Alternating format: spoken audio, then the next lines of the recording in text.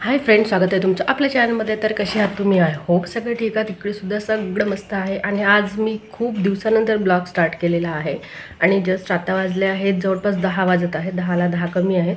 आणि आज खूप उशिरा उठणं झालं कारण आज आहे ख्रिसमस। तर सगळ्यांना मेरी ख्रिसमस। आणि उशिरा यासाठी उठणं झालं की मुलांना लागल्या सुट्ट्या, तर त्याच्यामुळे आज जवळपास 8, 8:30, 9 होऊन गेले। तर उठणं म्हणजे आताच उठले, तर जस्ट आता 10ला तुम्हाला दाखवतो मी टायमिंगसुद्धा। 10ला 10 झालेले आहेत आणि कामं वगैरे काहीच नाही। जस्ट आता उठले, ब्रश झाला आणि चाय।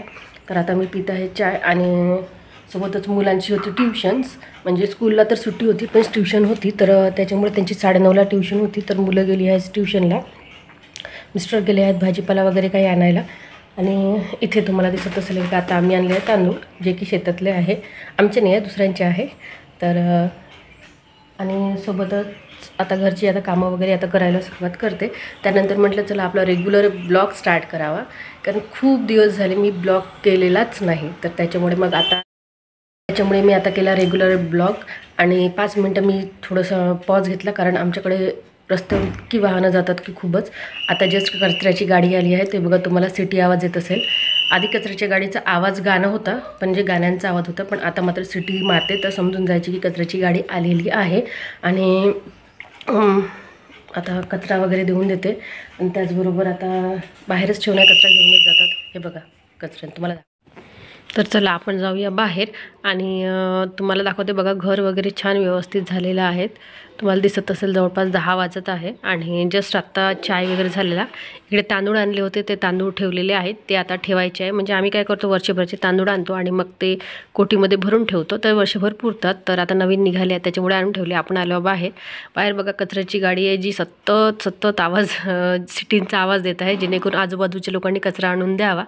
तर आणि त्याचबरोबर बघा आपली झाडे अतिशय सुंदर झालेली आहेत आणि फुलंसुद्धा मस्त फुललेली आहेत। आता इथली थोडीशी जी माती आहे ती मला आणखी अशी छान खोदून त्याला छान अशी व्यवस्थित करायची आहे, कारण ती माती बदलवायचीच आहे। मनी प्लांट वगैरे मस्त छानपैकी सुंदर केलेलं आहे। आणि ही आहे विलचेम, जी मी आणलेली होती टाकळघाटवरनं। तर खूप सुंदर आहे आणि त्याचा जेव्हा हवा येतो तेव्हा त्याचा साऊंड अतिशय सुंदर वाटतो। आणि इथे आता रांगोळी टाकायची आहे। आणि हे बघा आपले इथे भगवान बुद्ध आहे, बसलेले आहेत। तर आता चला आता आपण जाऊया आणखी घरामध्ये। आता घरामध्ये आलं की घरामधले कामं दिसतात। हे कचरेवाल्या त्या ताई आहे, ज्या कचरा वगैरे घेऊन जातात। तर अशा प्रकारे मी बाल्टी बाहेरच ठेवलेली, बादली तो आता कचरा घेऊन जातील। आणि आपणाला आत्ता घरामध्ये ती म्हणजे कचऱ्याची गाडी, तर 2 जण असतात कचऱ्याच्या गाडीवर, एक असते लेडीज आणि एक असते जेंट्स लेडीज असं काही नाही, कधी दोन्ही लेडीजही येतात, कधी दोन्ही जेंट्सही येतात। पण मोस्टली जास्त करून एक लेडीज आणि एक जेंट्स असतं। जेंट्स असतं गाडी चालवत आणि लेडीज असते जो पूर्ण कचरा वगैरे सगळ्या बिल्डिंगचा वगैरे काही आहे ती घेऊन जातात। आणि खूप म्हणजे असं काही हे करत नाही, खूप चांगल्या रीतीने घेऊन जातात। आणि फक्त सांगतात की ओला कचरा आणि सुका कचरा वेगवेगळा ठेवा, जेणेकरून त्यांनासुद्धा न्यायला त्रास होणार नाहीत। तर अशा प्रकारे गाडी रोज येते, रोज कचरा घेऊन जाते। आणि आता करायचे आहे मला, आता चाय तर झालेला आहे, आता करते आता स्वयंपाक। तर स्वयंपाकामध्ये आता काय बनवू, जे बनवेल मी तुम्हाला दाखवेलच।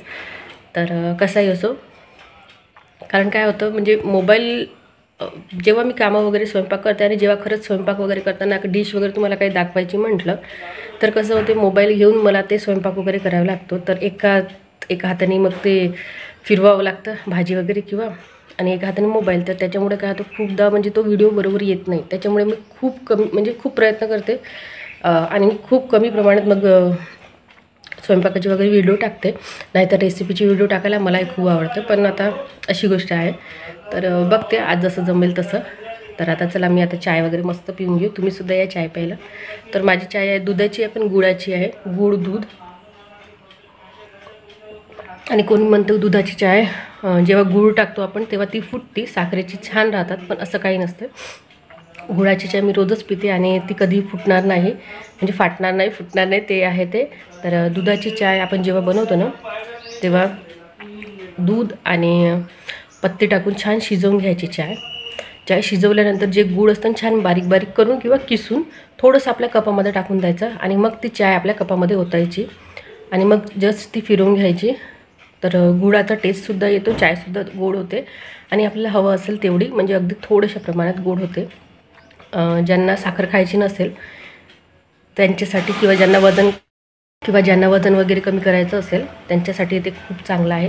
आणि आमच्याकडे आणखी एक खूप चांगल्या प्रकारचं गूळ येतं ऑर्गॅनिक. खूप छोटे छोटे त्याचे बट्टे असतात. अगदी मी तुम्हाला दाखवेलच.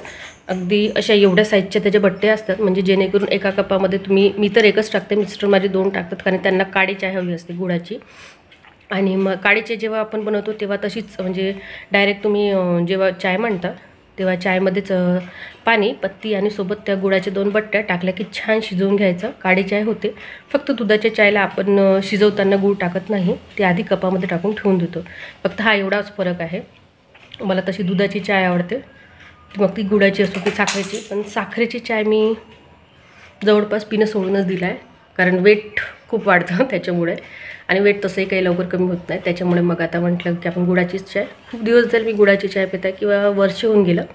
मी साखरेची चाय खूप कमी पिते, कोणाच्या घरी गेली तरी पण प्यायला म्हणजे नकोच वाटते, पण आता एखादी वेळेस बनवला तर पिऊ नाही घेते. बोलता बोलता चाय पण थंडी होत आहे. तर चला आता आपण स्वयंपाक करू. आणखी बाकीचे कामं आहेत. पिऊ आज गेली आहे, सुट्टी आहे, तर थोडंसं आवरसावर करून, म्हणजे जेणेकरून सगळं व्यवस्थित घर करून गेलेली. पण आता झाडझूड फरशी जे आहे ते सगळं बाकी आहे, तर सगळं आता मग करूया. चला तुम्ही सुद्धा या बरोबर. आपण जाऊया घरामध्ये, म्हणजे घरामध्येच आहो आपण, पण आतमध्ये जाऊ. तर एक अवस्था बघा, पिऊनी छान व्यवस्थित लावून वगैरे गेलेलं आहे. तसं काही नाही. आता माझं किचनचं काम आहे जे मी करून घेते. बघा भांडे तसेच आहे, स्वयंपाक करायचा आहे मला. तुम्ही बाकी सगळी कामं आहे, तर आता मी भांड्यापासून सुरुवात करते, कारण चाय झालेला आहे. तर चला मी तुम्हाला गूळसुद्धा दाखवून देते. आणि या लाईटाचा उजेड आहे जो चेहऱ्यावर कसा तरी वेगळाच पडतो आहे.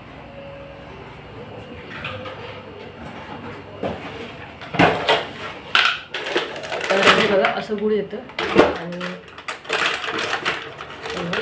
एवढ्या छान छोट्या छोट्या बट्ट्या येतात गुळांच्या, छान असतं गूळ. स्वयंपाकामध्ये आज विचार केला की मिक्स व्हेज बनवते. फुलगोबी, आलू, वांगे आणि वाटाणे आता खूप सुंदर निघतात. गाजर, वाटाणे, तुळीच्या शेंगा, म्हणजे हिवाळ्यामध्ये एवढा सुंदर भाजीपाला मिळतो की स्वयंपाक खूप मस्त होतो. भाज्या खूप टेस्टी असल्या की 2 पुढे आगावच्या जातात आणि वेट पुट ऑन होतं. पण त्याचबरोबर बरोबर लिमिटमध्ये खाल्लं की वेट तर वाढत नाही, पण मात्र आपण स्ट्रॉंग राहतो. आणि ज्या हिरव्या भाज्या असतात त्या आत्ता येतात, आणि त्या भाज्यांमध्ये खूप सारं म्हणजे विटॅमिन्स खूप मिळतं आपल्याला. तर त्याच्यामुळे हिरव्या भाज्या नक्की खा, आणि त्याचबरोबर हिवाळ्यात येणाऱ्या प्रत्येक भाज्या खा. आणि भाजीपाला तसंच 12ही महिने खायलाच पाहिजे. तर चला आता मी मिक्स व्हेज बनणार आहे, कारण आता वाटाणे खूप सुंदर आले आहेत. म्हणजे ते फ्रोझन मटार घ्यायची गरज नाही पडत. मस्त बाजारात जा, शेंगा घेऊन या, घरीच सोला आणि छान वाटाणे काढा. तर चला आता मी तुम्हाला दाखवते. आता मी